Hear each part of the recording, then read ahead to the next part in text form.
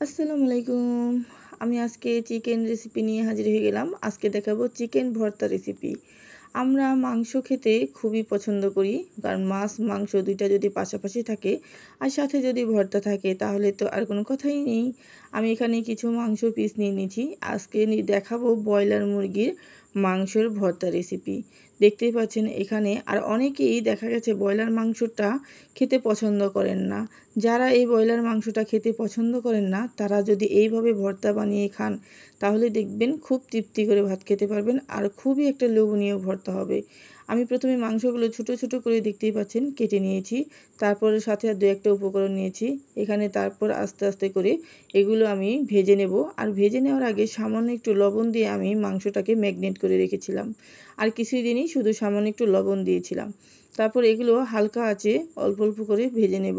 আর মাংসটা একটু ভাজার সময় ছিটছিল তেল, কারণ দেখা গেছে এই মাংস ভাজার সময় তেল ছিটে ছিটে আসে, এই জন্য আমি দূর থেকে প্রথমে একটু দিয়ে দিলাম। তারপরে দেখতেই পাচ্ছেন কেমন করতেছে মাংসগুলা। আর মাংস যদি পরে তার সাথে একটু পানি থাকে তেলটা তখন আরও বেশি গরম হয়ে উতলিয়ে ওঠে। তারপর এগুলো সুন্দর করে একদম অল্প আঁচে করে ভেজে নিতে হবে। আর এখন দেখা গেল কালারটা ভিতরে কিন্তু অংশটা কাঁচা থেকে যাবে, এই জন্য অল্প অল্প তাপে হালকাভাবে সুন্দর করে ভেজে নেব, যেন এপাশ ওপাশ বা ভেতরে সবটাই পরিপূর্ণভাবে সিদ্ধ হয়ে যায়। আর মাংসটা অবশ্যই আপনাকে যে কোনো মাংস হোক সম্পূর্ণভাবে সিদ্ধ করে খাওয়ার চেষ্টা করবেন, কারণ মাংস সম্পূর্ণভাবে সিদ্ধ করে খাওয়াই নিরাপদ। তারপর দেখতেই পাচ্ছেন এখানে সুন্দর করে হালকা কালারটা চলে এসেছে। আমি আরেকটু ওয়েট করে সুন্দরভাবে একদম ভেজে নেব। আর এগুলো মাংস আমি একস মাংসটা নিয়েছি, কারণ ভর্তা বানানোর জন্য হাড়ের মাংস নেওয়া যাবে না। তারপর আমি ঢাকনা দিয়ে একটু সিদ্ধ হওয়ার জন্য ঢেকে দিলাম কিছুক্ষণের জন্য। আর হাড়ের মাংসতে দেখা গেছে মাংসটা কম থাকে, আর এমনি মাংস যে বুকের মাংসটা থাকে ওইটা কিন্তু একটু মাংস বেশি থাকে। আমি ওই বুকের মাংসটাই নিয়ে নিয়েছি। তারপর দেখতে পাচ্ছেন হয়ে গেছে প্রায়। আমি আরেকটু সময় রেখে দেব আরেকটু ভালোভাবে সিদ্ধ হওয়ার জন্য। তারপর আমি আবার ঢেকে দিলাম সম্পূর্ণভাবে সিদ্ধটা হয়ে উঠুক। তারপর দেখুন হয়ে গেছে প্রায়, হয়ে গেছে লালচে। আমি নামিয়ে নেব এগুলো সবগুলো। তারপর আমি ছেনি দিয়ে একটু ভালোভাবে দেখছিলাম যে মাংসটা সম্পূর্ণ সিদ্ধ হয়েছে কিনা। হ্যাঁ, মাংসটা প্রায় সিদ্ধ হয়ে গেছে। দেখতেই পাচ্ছেন ছেনি দিয়ে নাড়া দেওয়ার সময় কিন্তু মাংসটা ভেঙে ভেঙে যাচ্ছে।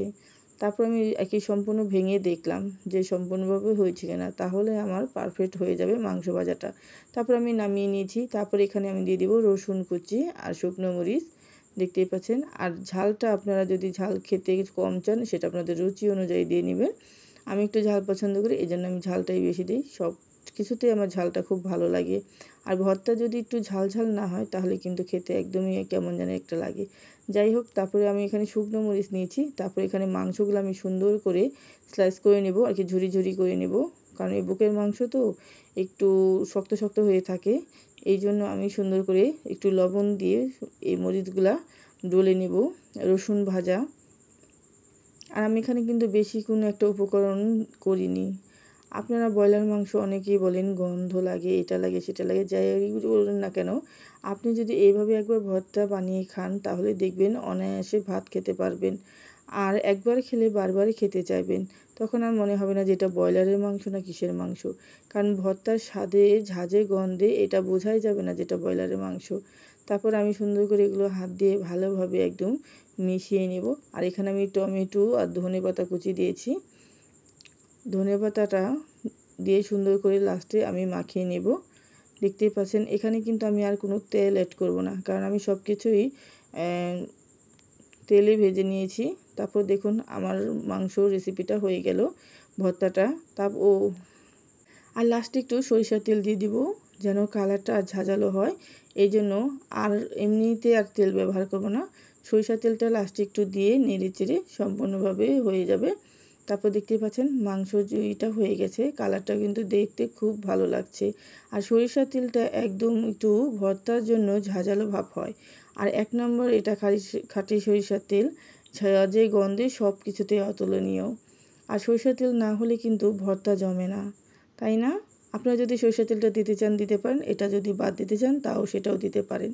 তারপর দেখুন ভর্তাটা দেখতে কেমন লাগছে, আমার কাছে তো ভীষণই ভালো লাগছে। আর যদি আমার ভিডিওটা আপনাদের কাছে ভালো লেগে থাকে তাহলে লাইক কমেন্ট করতে ভুলবেন না। সবাই ভালো থাকবেন, সুস্থ থাকবেন। আল্লাহ হাফেজ।